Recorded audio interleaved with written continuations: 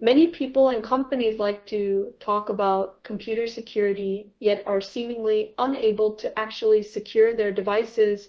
Companies are having data breaches every month, even if we only count the ones that get reported by the media. Individuals are being compromised on a daily basis with ransomware attacks, having their devices controlled by hackers as part of a botnet, and otherwise losing control of their personal data. The principal reason for this discrepancy, the constant talk of security without effectual security, is a disagreement between companies and individuals as to what security means. You believe, and rightly so, that computer security is a matter of the owner of a particular computer maintaining control of said computer and the ability to limit the spread of personal data where only the data you want to share being shared with others. On the other hand, when companies talk about security, they really mean liability. In other words, companies consider themselves secure if they are unable to be held liable for a data breach in a court of law, while they would also prefer to not have publicly known data breaches. From a public relations standpoint, they are more concerned with whether or not they can be sued. Due to this mindset, the security divisions of most companies focus primarily on keeping software up to date and maintaining service contracts with their various software vendors, so that if an exploit is found within one of those software packages, and that exploit is successfully used against their system,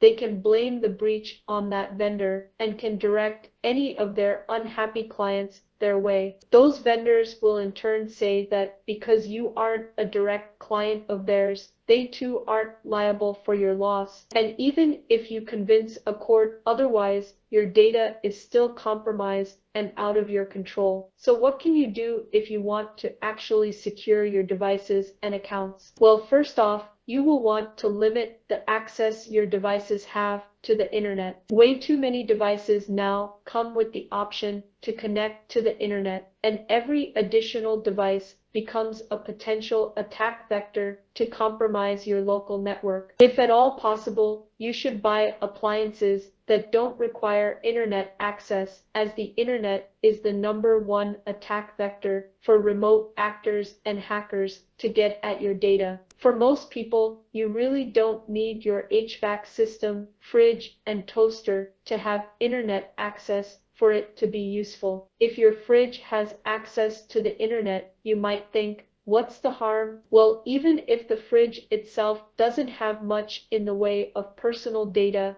an attacker could potentially compromise your fridge and then use that device to compromise other devices on your home network in what is called a pivot attack. If you really want to control such devices via an app, you can connect them to a local wireless router that isn't connected to the internet, so that someone would have to physically come to your home to get access, in addition to limiting the harm that device could cause. If compromised as without internet access, it can't be used to funnel data back to the original attacker. While concepts like the Internet of Things are still quite popular amongst companies, the real reason for their excitement is that it allows them to maintain control over your stuff, even though you technically own it, allows them to spy on you in the form of usage data and learn more about how their customers are using their products without needing to actually talk to their customers, and gives them an easy way to make a product obsolete when they want you to buy their latest model. The next most important thing for online security is to use unique passwords for each of your online services.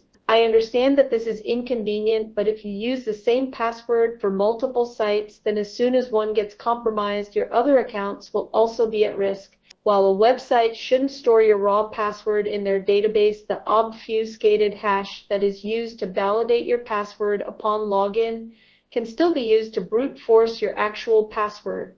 Many people think that a password manager is a legitimate solution or decide to save their passwords in their browser.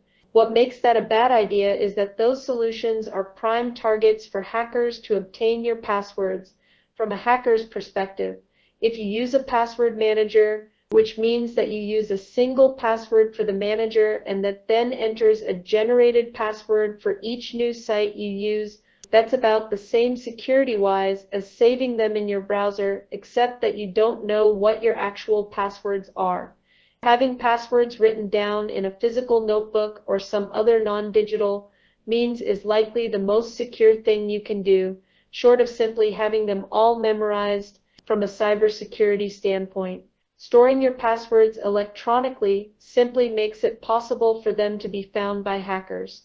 Storing them elsewhere is the only way they might be secure. Finally, if you really want your info to be truly safe from hackers, then you'll need to not put it online in any form. As mentioned earlier, companies believe that security is really lack of liability. Because of this, their software and the software they rely on are not actually designed to be secure.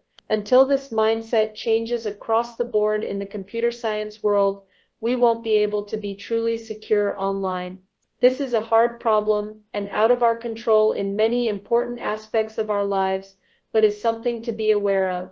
We live in an interesting time when more and more of our lives are being put online, and unfortunately, our personal security falls on our shoulders, despite much of it being outside of our control. Good luck.